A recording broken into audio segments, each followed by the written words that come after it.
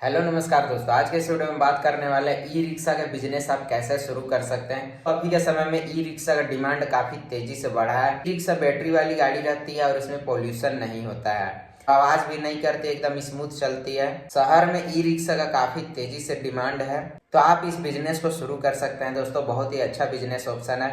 एक बार आपने पूंजी इन्वेस्ट कर दिया, उसके बाद आप बहुत लंबे समय तक उससे पैसा अर्न करते रहेगा। आपको फिर दोबारा उसमें पूंजी लगाने की आवश्यकता नहीं है। 4-5 साल तक आप उससे पैसा कमाइएगा।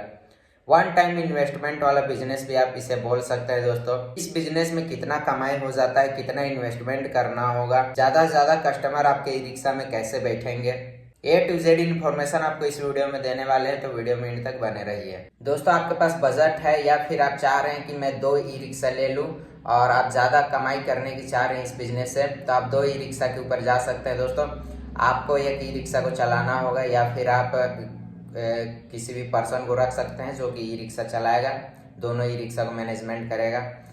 या फिर आप एक ई रिक्शा को चलाइए और एक ई रिक्शा को दे दीजिए किसी पर्सन को, तो इस तरीके से भी आप दोनों ई रिक्शा को चला मैनेजमेंट कर सकते हैं। आप अगर चलाइएगा तो आपका 400-500 रुपये जो दिन का दिहाड़ी होगा वो तो आपका बचेगा ही, उसके बाद जो आपका अर्निंग होगा वो भी बचेगा।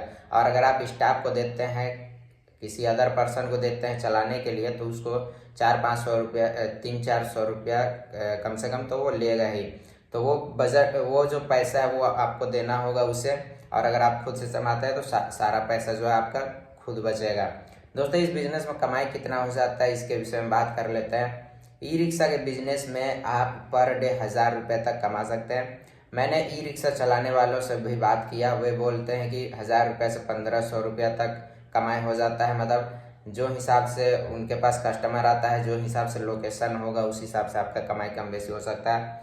अगर आप ऐसे सिटी में रहते हैं जहाँ पे बहुत ज़्यादा ट्रैफिक हो, बहुत ज़्यादा भीड़ भाड़ वाला इलाका हो, तो आपका कमाई जो है वो बढ़ेगा। अगर आप ऐसे सिटी में रहते हैं जहाँ पे कम आबादी है, तो हो सकता है आपका कमाई थोड़ा कम होगा। तो लोकेशन के हिसाब से इस बिजनेस में आपका कमाई कम बेसी हो सकता है। आप कितने टाइम तक ई रिक्शा को चला रहे हैं उस पर भी डिपेंड करता है। दोस्तों अगर आपका घर शहर में है तो ऐसे में क्या होगा कि आप सुबह निकल सकते हैं, फिर आप पूरा टाइम उसमें दे रहे हैं 1 बजे तक, फिर आप खाना खाने के लिए घर जा रहे हैं तो ऐसे में बैटरी चार्ज के लिए लगा दे रहे हैं, फिर आप रात तक उसमें पैसेंजर बिठा रहे हैं, सर्विस दे रहे हैं, तो ऐसे में आपका कमाई जो है वो ज़्यादा होगा। तो इस तरीके से आप कमाई को देख सकते हैं। मैक्सिमम अगर बात बोले तो 1000 रुपये तक आप कमाई कर सकते हैं, जिसमें कि 2000 रुपये आप रख लीजिए।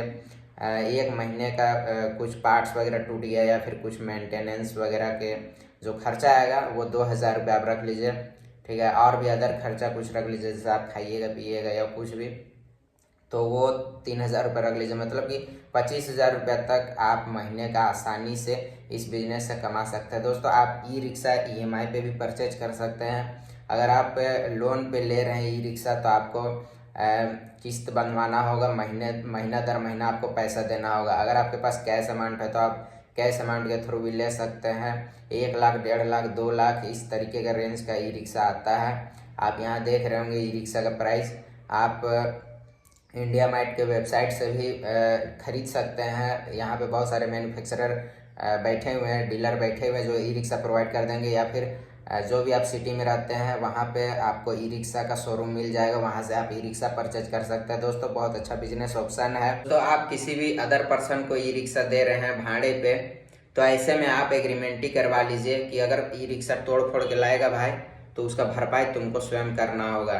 तो इस तरीके से अगर आप एग्रीमेंट ही करवा लीजिएगा तो उसके ऊपर रेस्पॉन्सिबिलिटी आ जाएगा। और अगर आपको लगता है कि जिसे मैं भाड़े पे दे रहा हूँ ई रिक्शा वो जान परिचय का आदमी है या फिर सही आदमी है जो कि ई रिक्शा को नुकसान नहीं करेगा, मेरा पैसा का बर्बादी नहीं करेगा, तो ऐसे में आप बिना एग्रीमेंट का भी उसे ई रिक्शा प्रोवाइड कर सकते हैं। तो इस बिजनेस में कंपटीशन भी बहुत ज़्यादा है, क्योंकि इसमें खर्चा वगैरह होता नहीं है, पेट्रोल डीजल का कोई खर्चा होता नहीं है। तो ऐसे में बहुत सारे लोग इस बिजनेस से जुड़े हुए हैं।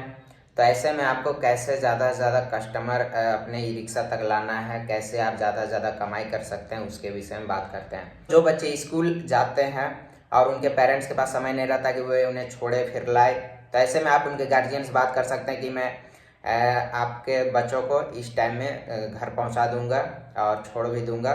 तो तो इस तरीके से आप 4-5 स्टूडेंट को पकड़ लो, ठीक है, उनसे बात कर लो अपने हिसाब से और उसे महीना के तौर पे पैसा आप ले सकते हैं दोस्तों। बहुत अच्छा खासा इससे आप अर्निंग कर सकते हैं और महीना में आपको पैसा मिल जाएगा। इसके अलावा आप ऑफिस के कुछ लोगों से कांटेक्ट कर सकते हैं जो कि छुट्टी के समय में घर जाते हैं या फिर उन्हें अगर घर से ऑफिस जाना हुआ तो ऐसा कंडीशन पे उनसे आप बात कर सकते हैं।